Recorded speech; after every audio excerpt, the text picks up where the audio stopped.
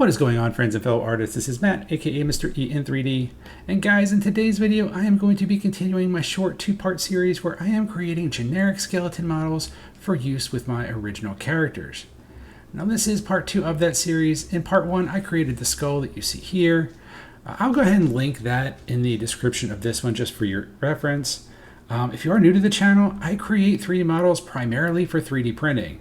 In this particular project, the idea that I had was to create an enemy that I could display fighting against my first 2 original characters, Garn the Orc Warrior and Corinne the Orc Rogue. Now, I will be presenting this as a tutorial of sorts, just to hopefully help out newer users to the software. I really do feel that skeletons are kind of universal in nature. So I'm going to be showing my techniques, how I would go about creating the skeleton, and then you can kind of use those hopefully to create your own. Now my version is stylized. It's more cartoony in nature in line with my other characters, so the dimensions aren't going to be exact, but you can definitely create a more detailed version of your own. So without further ado, let's go ahead and get started with the torso. Okay guys, so jumping into the environment, we are going to go ahead, we are going to snap that cursor to world origin as we always want to make sure it's at the center line. We are then going to add a cube. I'm going to go through the process that I always do when I am creating a new model, either body or a head, and I've done this in my previous videos. I'm going to go into edit, hit Control R to create a center line. I'm then going to go back to vertices, wireframe, B for box select, and then X to delete the entire left side. I'm then going to go into my modifiers, find mirror, and hit that clipping button to make sure that the center stays connected. From here, I'm just going to go in and then I'm going to start creating some loop cuts with Control R, and I'm going to start defining out these features. First, I'm going to add another subdivision to kind of round it out so I have a better understanding of where all of these are going to end up. And then I start adding my lines with Control R. Now this first line is going to be the collarbone. I'm then going to define the bottom of the ribs and the hip bones. I'm going to hit Control R and I'm going to cycle the center mouse and create the rest of my ribs. Alright guys, so now as we center up the sternum and the backbone, I'm going to now go ahead and start deleting out the different faces that I don't feel that I necessarily need. I'm going to switch this over to face mode, and I'm going to start going around the model, and I'm going to start highlighting the different faces that are not ribs or the sternum. Here I'm just double checking to make sure that I've actually selected the correct bones, and we're going to go around making sure that we do not select the actual center bones of the sternum or the spine. Very, very important.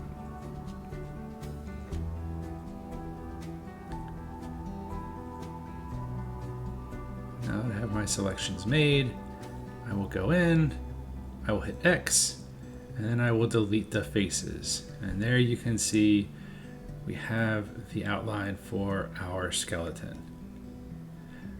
Now from here, I'm going to speed it up a little bit, guys. I'm going to go ahead and hit E for extrude once I've actually added the holes for the hips. And then from there, I'm going to do a little bit of detailing, but I'm going to kind of speed that up to save us a little bit of time.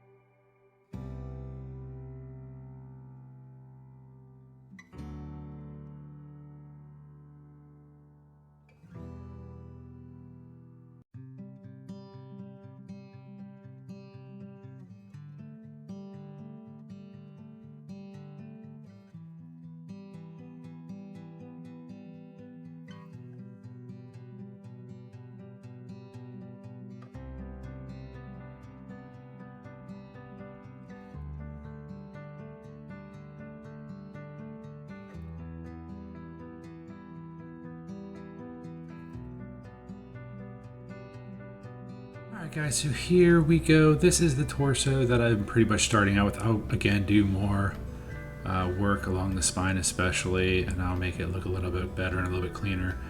once I get to the end. Now you will notice here I did create a bridge between the spine and the sternum.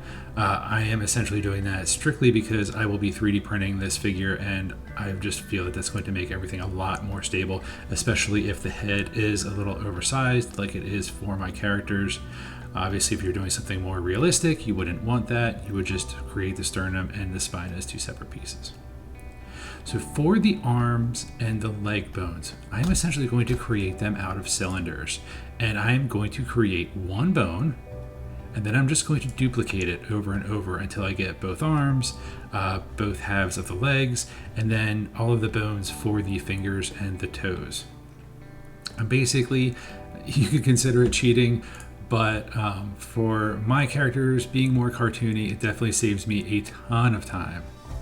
So I'm going to snap the world origin. I'm going to go ahead and add a mesh, and I'm going to add a cylinder. I'm just going to go ahead, I'm going to GX that. SZ, scale on the Z, scale it down, Z. And then from here, I'm going to go in object edit mode. And I'm going to add a couple loop cuts, Control R, just like we've been doing. One up there, Control R, one down here. Let's do one more up here, and then one more down here. And then we'll do one right in the middle, okay? And then what I'm basically gonna do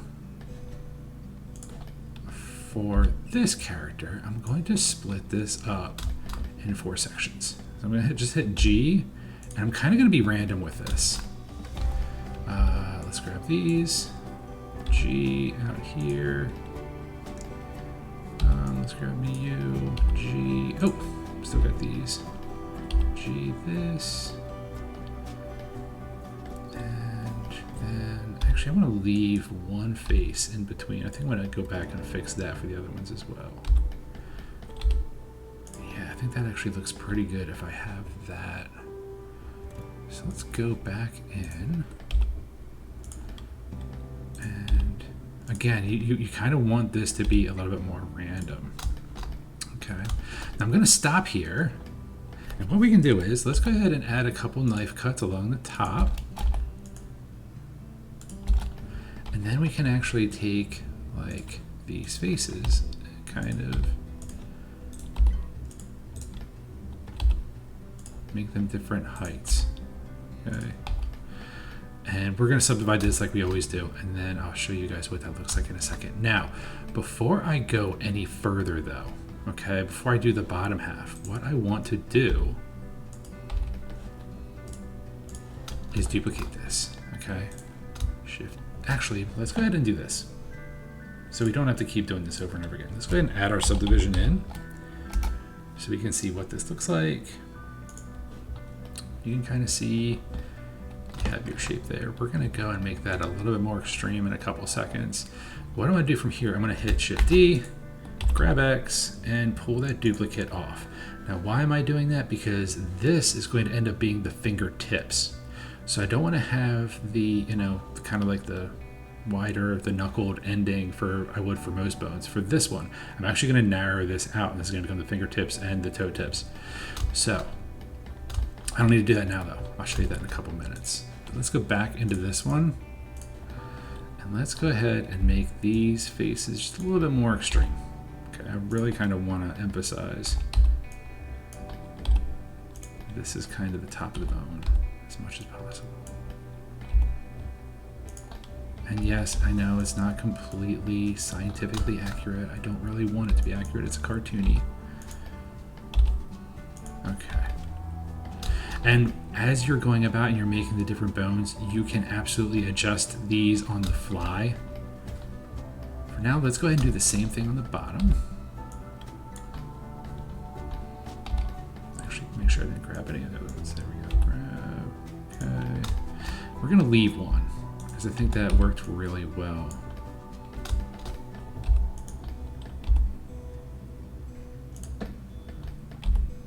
Yeah, definitely helps. Okay, leave one. Grab this guy.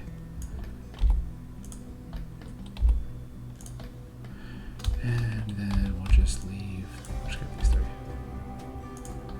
There you go. Now, why did I do this middle line?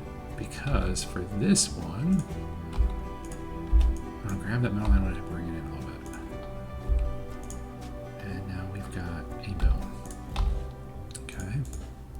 voila.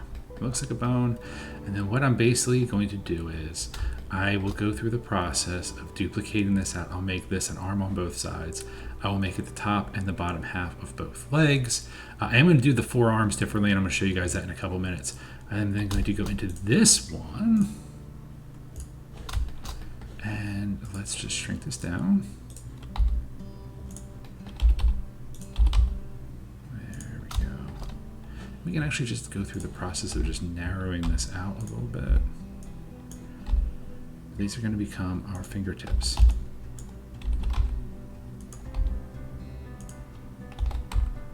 These are going to be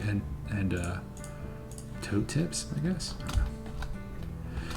All right, so I'm gonna take a break, guys. I'm going to go through the process of duplicating all these out, get all these into position, and then I'll come back out and I'll show you guys how we're going to do the forearms and the base of the hands. I'm gonna do both of them with some plane modeling, and then after that, we should be pretty much done. All right, guys, so here you can see I have now duplicated that one bone, rotated it 180 degrees. I've done my top arms, I've done my legs. I then duplicated them out, shrunk them down, and you can see these are now the fingertips, the finger joints. From here, I'm going to actually use planes and create the forearms and then the wrist bones, the grouping of the wrist bones there. All right, guys, so just following the same procedures I always do. I always want to make sure that cursor is lined up with the center. I'm going to add a plane this time. And from here, I'm actually going to just go ahead, stretch this out, go into the plane itself with edit mode, and I'm going to use my K for knife utility and just draw out the lines for those two forearm bones. And I'm literally just going to draw this out. And from there, I will go ahead and delete the faces that I don't need. Now you could absolutely take the bones that I've already created, shrink them down, thin them out, and then just basically put the curves in and put them side by side. That is absolutely an alternative that you can use if you don't want to get too detailed. I'm just doing this to show you another way that I go about creating stuff like this. I actually really love going in and doing plane modeling like this. I think it's a lot of fun. But from here you'll see I'm just going to go ahead, just do some shaping, and then from there make sure that all the lines are nice and thin. And from there, you will see me go ahead, highlight everything, and extrude it straight up. Here, I'm going to go ahead and add a center line before I do that, though, because what I'm going to eventually do is I'm going to round it out on the top and the bottom. So if I go ahead and add those now, I will have it on the top and the bottom when I extrude. So you can see I extruded it straight up. Now I can take that line, and because it was part of the original plane, it will show on the top and the bottom.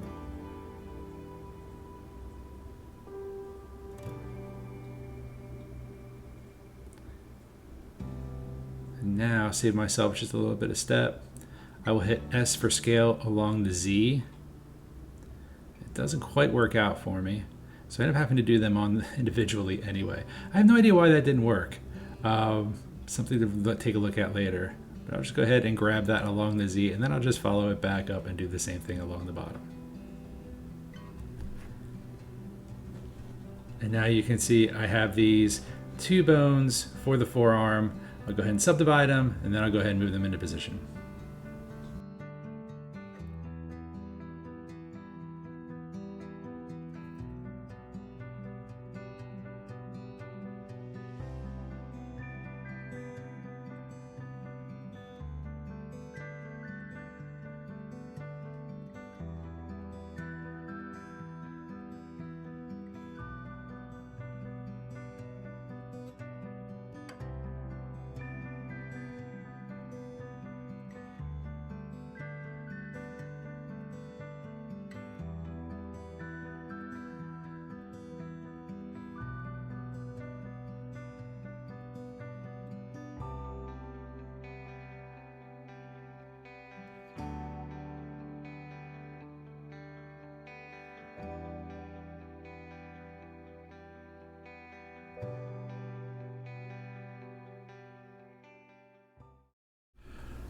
Alright guys, so here you go. Here is a final version of the model.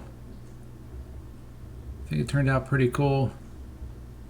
Now I did along the spine do a little bit more detailing. I'll probably go back in and do even more before I pose him. I added shoulder blades. I added some heel bones.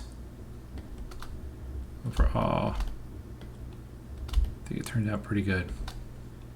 Now typically I would follow this up with a posing video where I go in and pose the character. I don't think I'm actually going to do that this time. I think what I'm going to do instead is go ahead, get him posed, get some weapons, just do maybe a couple different versions of the character.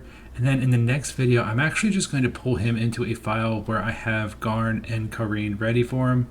And I will just show you guys the final display piece. Here he is, fully colored with some lighting. I think he turned out pretty cool. So guys, as always, thank you all so much for the support that I'm seeing in the channel. Please like, share, subscribe if you haven't, comment down below, all that good stuff. Thank you all so much. Have a great day.